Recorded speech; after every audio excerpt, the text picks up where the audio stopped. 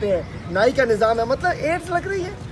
اور اس کے بعد کہتے ہیں فیڈرل گورنمنٹ نے کیا کیا, جتنی بھی ایڈز کی دوائیاں ہیں, اس کے بعد بلڈ ٹرانسفیوژن, جعلی لیبارٹریز کھلی ہوئی ہیں, جعلی, کوئی پوچھنے والا نہیں ہے. اس کے علاوہ بہت سارے ایشوز اپنے باقی جو آپ کو پتہ ہی ہیں, باقی تو وہ جو ہے ٹرانسجینڈر, دیگر ایشوز بہت سارے ہیں, وہ پہ چلے وہ تو الگ بات ہے. لیکن جو یہ بچوں میں ہوئی, اب میں کہنا چاہتا ہوں کہ ان کے پاس اسکریننگ کے لیے جگہ موجود نہیں ہے, ایمرجنسی ہے, سینکڑوں میں بچے ایڈز زدہ سامنے آ رہے ہیں. اور کل رتو دیرو کا سینٹر بند تھا, ڈاکٹر صاحبان گئے ہوئے تھے.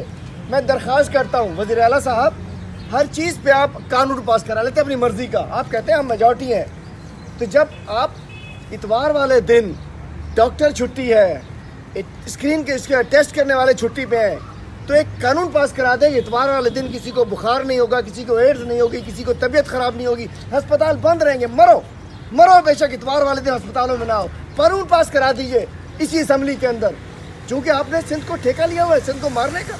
اور صورتحال یہ ہے کہ میں کہتا ہوں کہ یہ ایک ایشو ہے سینکڑوں بچوں کا رتو دیروں میں, لیکن 4-5 ڈاکٹرز چونکہ شاید وہاں اے سی نہ ہو, فیسلٹی نہ ہو, رہائش کا کمرہ دور ہو, لاڑکانہ میں سینٹر بنا رہے ہیں. رتو دیروں میں بننا چاہیے. میری فرسٹ بات یہ ہے کہ رتو دیروں میں